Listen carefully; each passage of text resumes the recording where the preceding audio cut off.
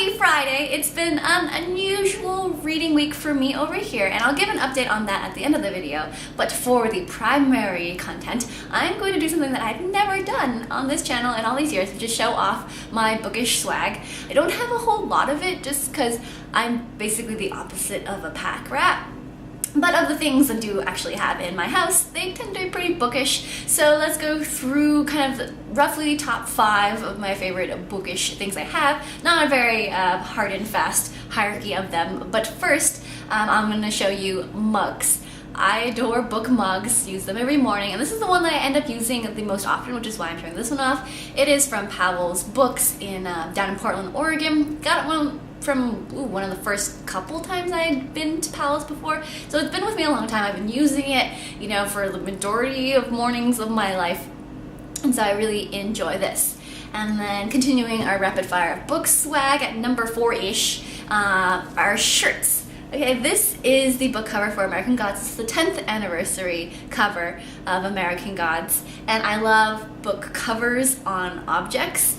They look really good on posters and pouches and all that. However, I don't have a whole lot of use for posters or pouches, but I do wear t-shirts, so I really love this one. Then moving along, at number 3, I have one of my tote bags. I have just a handful for groceries and stuff like that, but this bookish one is my favorite. It is from The Strand, and the main face of this is this side, and it says, "A well-read woman is a dangerous creature," which is my favorite quote about book people. And it's really funny because whenever I use this, I most often get stopped by older, like grandfather-aged gentlemen who like to comment on the wisdom of this, and I very much agree. I really, really adore this. This is my favorite tote bag. Now, the last 2 items that I want to share with you all are both from the wizarding world of Harry Potter, which is definitely such a happy place. And so this is my wand. I picked out basically what I thought was the prettiest wand in the store, irrespective of its qualities, its core. I just love how, let me see if can you see this better if I take it out? Maybe if I put my hand behind it. It's got kind of leaves, and it's got the prettiest handle. And so this is definitely like one of the most useless items that I own. At least it doesn't have muggle uses, but it's trotted out for cosplay and Halloween and stuff like that. So yeah, I just really love also the feel of how this one like weights in my hands, like the feel of it. So even though this is technically Fleur Delacour's wand, I just ignore that fact, and I just love it as just like a wonderful little prop. And so that's also one other thing. What I wanted to say is one other thing from the Wizarding World of Harry Potter, which is this mug, which you might have noticed on my desk before. And I don't use it as a mug because it's actually really difficult to use as a mug when it's like hot, and it's not very functional, unfortunately. But it's also just like the cutest thing I've ever seen. It's definitely the cutest mug. I adore the fact that it's shaped like a cauldron, and that's just it.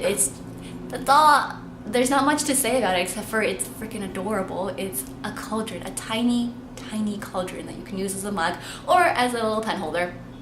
And so yeah, that covers my very basic, not whole lot of book swag that I have in my apartment. And I guess I'll just end on my reading update. I'm in the middle of a lot of nonfiction. I'm still listening to Alexander Hamilton by Ron Chernow, and then I have a whole bunch. I've gathered some of the ones that I'm in the middle of right now. I'm reading Hidden Figures by Margot Lee Shetterly, which is also about American history. I'm reading a psychology book called Thinking Fast and Slow by Daniel Kahneman. I'm in another psychology book, Musicophilia by Oliver Sacks. And I'll show one more, which is a sociology book called Information Doesn't Want to Be Free by Cory Doctorow. So I don't have a whole lot to say about them yet. I'm just making really slow progress in a way that I want to. Like, I like when I'm reading nonfiction, if I get to a section that like particularly struck me, I'll just go back immediately and reread that before continuing on. So there's a lot of going back and forth in the book, and it's just like really slow for me to finish nonfiction, but I kind of relish reading it with that kind of depth and attention.